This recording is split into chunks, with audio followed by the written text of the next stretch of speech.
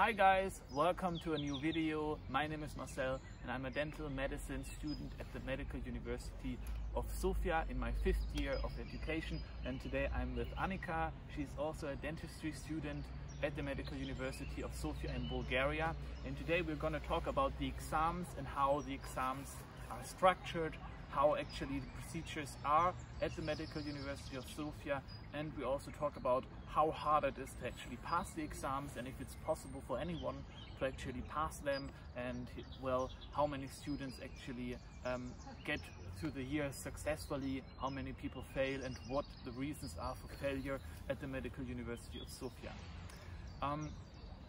Today I'm gonna interview Annika a little bit to get a little bit more information from a second person as well, to not focus only on my experiences.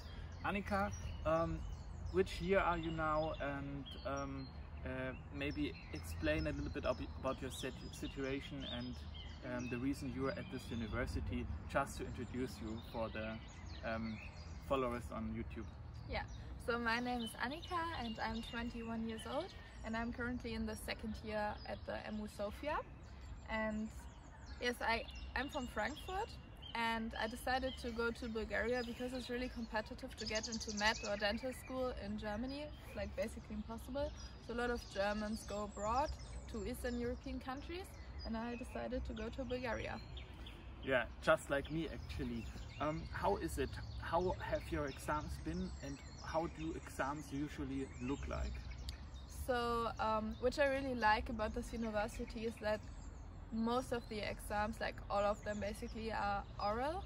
So for each subject we have a syllabus with the topics. So for example, in anatomy we had questions about bones, muscles, internal organs, neuroanatomy, and then you pick tickets, and the ticket says different syllabus points. So for example, in anatomy you pick 6 topics, one from bones, muscles, cardiovascular system, and then you have time to prepare your topics and take notes. Usually you have like 30 minutes to 1 hour, and then you go to the examiner. Sometimes in the higher years you have, usually in the higher years you have up to 2 hours for preparation. Oh, really? Yeah, so it gets a little bit longer, and yeah, maybe if you remember in histology, I don't know how it was for you, but back then we had 2 hours as well.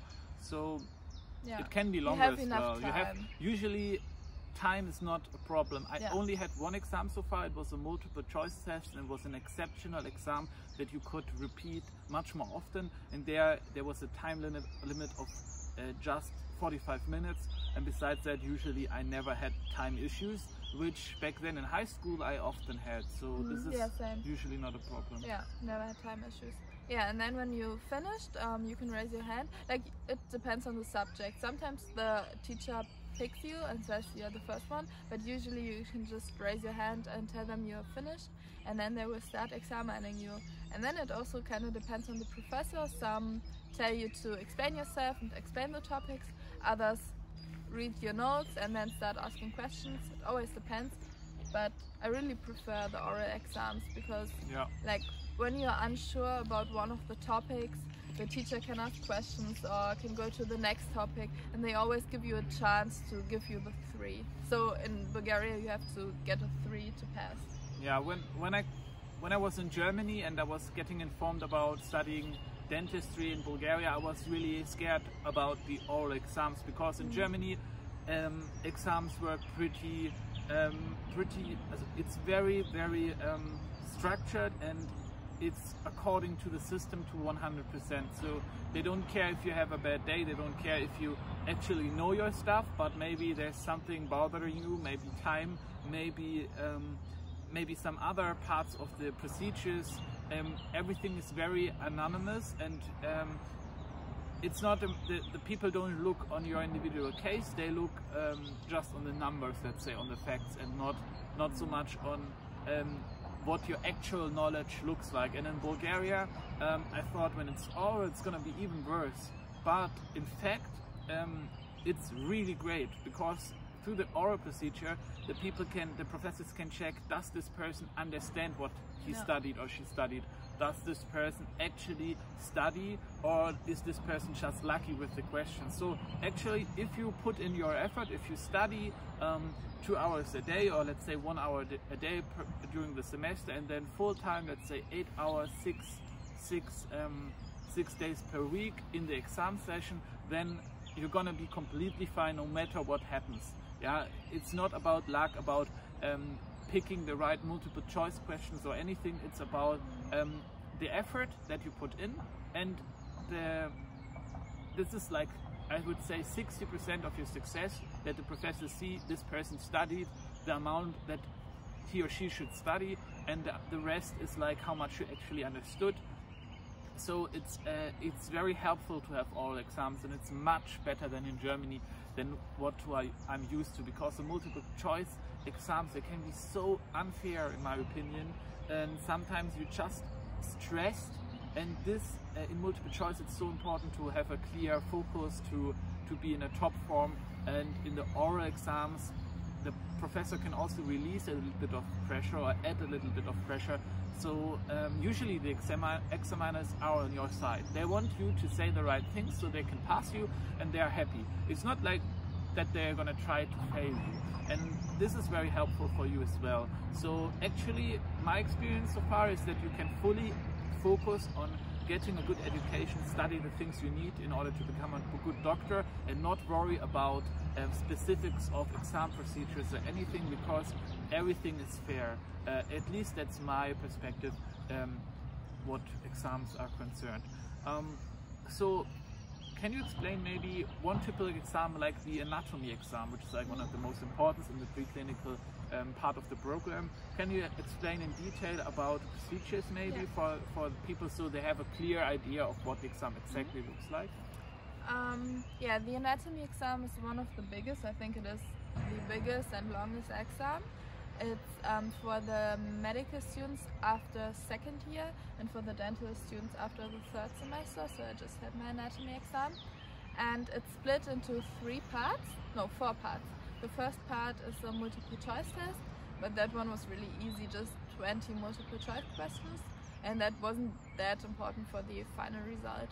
And then after finishing the multiple choice test, you went to another room and had the practical examination on the body and on the bones and on the head. And yeah, then the examiner just first he showed me the skull and asked me about all the holes and foramina and on the bones. And then I had... How is your examiner picked, and do you have several examiners, or...? Yeah, you don't know the examiners before. The theoretical exam is only with the professors, and you don't know which professor you're gonna have on that day, but you will have 2 professors. But I will talk about that later. And for the practical part, those are the assistants, so just like teachers at the university who are doing their PhD or habilitate at this university. So they are not full professors, just assistant professors. And yeah, he just asked me questions about like the brain, the structures you can see. It was pretty easy but really intense. I think that this was the most intense part, because you're so afraid. He was asking questions like really quickly, so you had to answer really quickly and had no time to really think about it. What happened if you could not answer something? What happens then? Yeah, he asked the next question, but he gave me enough time, because he picked 2 students at the same time. So I was together with a friend from my group, and he asked me a question, had me time to think about it, and in the meantime he asked my colleague a question. Really? Yeah. That was was really different nice. with me. I was just on my own. Yeah, it depends on the professor. Okay, and we could like quietly help each other and sometimes tell Really? Nice. That never happened to me. Yeah, actually. it was fine. Okay. And then I went, after I passed this, and you get the mark right after it. Like he gave me like, I think I got a 5 for this part. 5 out of 6. Yeah, so 5 6 is the best grade, and 2 is the worst grade you can get. Is actually failure. 3 is passing. So you took a 5. Yeah. Okay, all right. And in the meantime, they took a look at the multiple choice test, and we got the mark when we went back into this room. But after the practical examination, we had the histology part. So we went into another room with a microscope, and we picked 4 slides with like tissue and then we had to look at it through the microscope and tell the professor what, like tissue, bone, whatever, like what is on the slide. And that was pretty. I had really good slides. Okay, one of my slides lucky. was a tooth, and you could even see it. Not even under the microscope. Yeah, you could so see that it's a tooth. macroscopically. Yeah. Okay, That nice. was nice as well. And then the hardest part started, the theoretical exam. That's where you pick the 6 questions. And I was the most afraid of that part because usually everyone passes all the parts before. You cannot really fail them, even if you fail the histology part and get a 2 for this one, you're still allowed to go to the next round. So if you fail or if you pass, you will see in the theoretical exam at the end. This is the part where you actually with an examiner and he like they will decide. Right? Yeah. Okay, so how does that work? Yeah, then I picked my ticket and had 6 questions and they were kind of good. And then I had time to prepare the first 3 questions because each examiner examines you about the 3 questions. So I had like 1 hour, maybe more. It depended because some students came later because I was the first one for the practical exam. So I was also the first one who could go into the histology exam. I see. And then I was the first one in the room. So some came like 30 minutes later. So we all had enough time.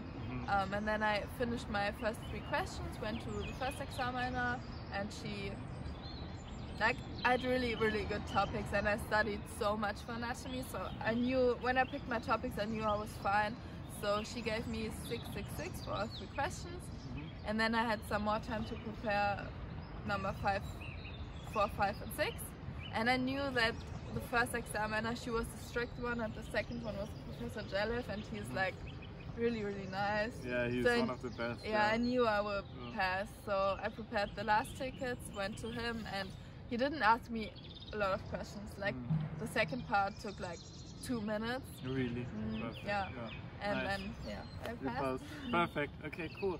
How is it when you fail an exam? What happens? And how many people do actually fail the exams? And what are the reasons for that? It depends on the exam. Some exams are super easy. For example, psychology. I think 95% of this uni pass. Medical ethics, disaster medicine. Those like smaller subjects, and they are more easy. Let's say no one fails. If you fail, okay, you're either really unlucky or you're like really or didn't study at all. Didn't study at all and didn't pay attention in class neither. But what about biology, for example? Biology is one of the harder exams. It's kind of hard to say how many people fail because a lot of students just don't come to the exam, they just don't show up. So for example, in anatomy, maybe 50% of my year even showed up. Really? And from those 50%... Because of the anxiety and people don't feel well prepared because such a big exam. You study over a long period of like 2 years, I think? 3 semesters. 3 semesters? At the medical for 2 years. Dentistry 3 semesters, so some people don't feel prepared and they decide to do the exam in the summer session, so in the second attempt. So if you fail in the first attempt or don't show up, we have the retake session, which is in September, and it's at the end of the summer holidays. So we don't have any exams during the holidays, so we have like 2.5 months to prepare for free. And then we can prepare if we failed something and go to the exam, to the retake session. What happens if you fail there again? Then you have another try during the same retake session. It also depends, for example, for psychology, because only like maybe 5 people failed psychology, they will pass in the retake session. But for anatomy and biology, where more people fail, they put new dates for new retakes, so you have enough retakes. So are there people... how can you actually fail a year? How is that in dentistry and medicine? Yes, so you can take, I think, 3 exams into the next year. So if I fail 3 exams in first year, I can take all 3 to the second year, or even more, kind of depends. And when I fail them again in the second year, I cannot take them into third year. So you can always take exams into the next year, but not in the following year. So you have to, but like in the first year, for example, for phase cytology in first semester, I have this try, and then I have maybe 3 other tries in the retake session, and then in the next year I have another 4 or 5 retakes. Yeah. So and to be honest, if you fail there, you're absolutely stupid, and not even stupid. Like, you can be stupid. I also personally know, like in med school, you can be stupid. Like you just need to study, sit on your ass and study. Excuse my expression, but it's just important that you sit down and you study and do your work. And you can be super stupid, really. I know some people who are not very intelligent, and or who I don't consider very intelligent, or like fast, comprehensive people, and they actually pass. So those people who fail, they're not willing at all to sit down and study. Like those people are people who either party all the time, or they don't see the purpose of doing this. They don't really want to do it, and they're absolutely like negative towards studying and medicine. They just do it for their parents or something like that. And those are reasons some people, and I think the amount of students that actually fail a year is very low, but of course it exists. There are always people who study for the wrong reasons, or who don't really want to do it. And of course like even if you get sick for a long time, like in Germany, getting sick might be a problem. If you're a person that gets sick regularly, for example, you have the flu every year for 2 weeks, in Bulgaria it's not going to stop you, because there are so many attempts for exams and so many ways to actually succeed that it's not going to be difficult for you to pass. It's all about like if you come here and you want to study medicine, you want to become a doctor, and you want to learn the things a doctor needs to know, you're not going to have any problems. Okay. How many exams do you usually have in the year, and when do you have them? Do you have also tests? How is the examination program actually working? So for each subject I have 1 mid-exam or colloquium, which is during the semester, but that's just a really small, easy test, and they don't care at all at the end. Like, they tell you, sometimes they look at the colloquium results, because they will write you on a card, and in the final exam they can look at the card. For some subjects they care about it, but for anatomy they didn't care at all. But sometimes when you're between fail and pass, and you're just at the edge, they sometimes take a look how you did during the semester, but in the end it doesn't matter that much. And then at the end of the semester, so every semester has 15 weeks, and then you have like 2 weeks off, and then exam season starts. And during the exam seasons you don't have uni, and we usually have 1 exam in each week, so we have a minimum of 7 days in between the exams where we can study. So for some subjects those 7 days are totally enough to study. You don't have to do anything during the semester. For example, biophysics this semester, and psychology I just studied like 5 days maybe. But for example, for the big exams like anatomy, you had to start like 2 or 3 months earlier and work consistently throughout the semester. And biochemistry, you should have started a bit earlier during the semester. What are the differences between dentistry and medicine? Because we are dentistry students, but your boyfriend, for example, he's a medical student. My flatmate is a medical student. We can tell you about both situations.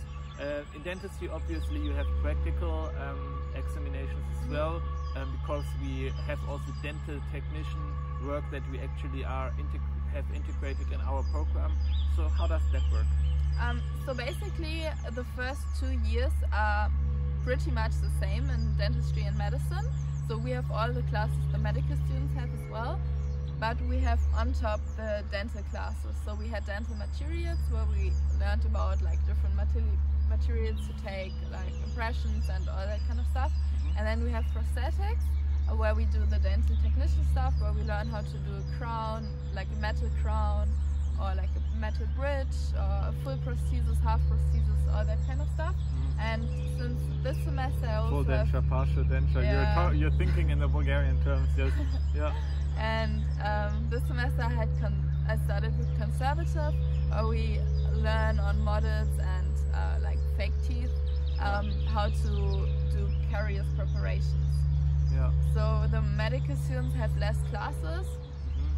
Yeah, they always tell me it's harder to study medicine, but that's not true. I mean, they have actually a little bit more in each syllabus, in each exam preparation, more topics. They have to sit at home and study more at home or with friends, with groups. For example, my flatmate, he always has Saturday, the whole day, a friend of him is coming over into the apartment. They're sitting at the desk for the entire day and they study there. And usually they study a little bit more at home, and we have to attend more classes, and in the end we are more tired at home because we had so much of practical sessions. And yeah, this is a little bit more different. So medicine is more self-organized, dentistry is more like school, I would say, because the program is bigger. But in medicine it's a little bit less, but you have to study more on your own, to be more self-motivated, I would say, than in dentistry. That's, I think, a little difference. How does a practical exam look like in dentistry, let's say in prosthetics? Or let's talk about some exam that you already had where you actually have a practical part. Yeah, so for example in prosthetics, I have my prosthetics exam next semester, so I don't know that much about it, but we have practical examinations of our work at the end of every semester. So we don't have theoretical exams yet in prosthetics, but we have to show the stuff we did in class to like a professor and an examiner, and he will give us a mark for our work. But the final prosthetics exam will be held on 2 days, and we have to do one metal bridge and one full prosthesis, but only the wax up, not the full prosthesis, but we have to wax it up, and we have 2 days time for that, and then we have to show it. But we also have a practical exam in prosthetics, I think. Yes. Theoretical. Yes, we have both. Yeah. And yeah. Okay. What would you suggest a person that is thinking about studying medicine in Bulgaria but didn't have very good high school grades, didn't have very good English grades, didn't have very good chemistry grades, didn't have very good biology grades? So imagine, like, for example, I was in that situation. I was really good in English, like I had good grades in high school, even though my accent is horrible, excuse me for that. But in chemistry I was not really good, in biology I was not really good, so I started law because I was really good in languages, really good in all these other, like I had politics for 4 hours per week, and like let's say main subject, and I was really good in those fields. So I studied law because I thought, oh well, I'm good in those fields, so medicine is not for me or dentistry is not for me. But I actually wanted I loved the profession, but I thought I'm not going to succeed in them. And then later I found out that it's not about that so much, it's about the profession, it's about studying, because you can force yourself through this, and actually you can succeed even though you're not the best in high school. So this is my opinion, is that actually if you really want it, you can do it. And like it's all about motivation, and it's not about, because it's chemistry for medicine, dentistry for medicine, it's all medicine based. So if you have chemistry, you don't have chemistry, you have chemistry for medicine, and it's very different. You just have to learn by heart. There's no hard calculations that you need to do or anything else. So it's all studying by heart, and it can be done for anyone can do it. This is my opinion, but what's your opinion? Yeah. What do you think? Especially about English, what do you say? Because I wasn't that afraid about studying on English, but a lot of my friends were. For example, I have one Greek girl in my group, and at the beginning we thought she's kind of weird because she didn't talk to us at all. We always tried to include her and talk to her, but then now we're all friends and she's fine with us. But she told us now that she was so afraid to talk English to us because she thought that our English is so much better than hers. And she didn't have a lot of English in school in Greece, and she was so afraid. But like, we study in Bulgaria, not in England, and we don't study at Cambridge. Like our professors, they're in the same situation. Yeah, they don't have a better accent than us. I think both of us, like, we speak sometimes even like from the accent we speak sometimes even better, and our professors, of course, they have a big vocabulary, mostly because they understand all the medical terms in their profession, but really they understand it. They don't look strange to you or anything. And we have people from Italy and Greece, they don't speak at all sometimes when they start, and within 1 year they learn, because you don't only hear English all the time in your university time you also in your private life you hear English, because even if you're Italian, you're with Italian most of the time. If one person is not from Italy, which will happen 90% of the time, that you will have some other guy, because you will not only stick with people from your country, you will have also other friends, then you'll be forced to that the whole group speaks English, because you cannot exclude that person. And even if you go to the movie in Bulgaria, it's entirely in English. Like there's subtitles in Bulgaria, but all movies are in English. So basically you all the time hearing English, you will speak to the waiters, and like if you go to a restaurant or bar, you will speak English as well in Bulgaria. So you're gonna learn and pick up pretty fast, and after 1 year everything should be fine and you should be able to pick up, even though your English now is horrible. So I think we discussed all the important topics about exams, about the difficulties passing the exams, about how hard it is. In my opinion, it's possible for anyone. Just be motivated, just do want to study for the right reasons, and you will succeed for 100% at the Medical University, no matter of dentistry, no matter if you study dentistry or medicine. I hope you really enjoyed the video. Thank you again, Annika, for sharing your knowledge and sharing your experience. And we'll see you in the next video. Subscribe to the channel if you have not yet, to not miss the next video. And if you have any questions, feel free to contact me. You can directly message me. I have my contact information below. I'm ready to help you out with your questions.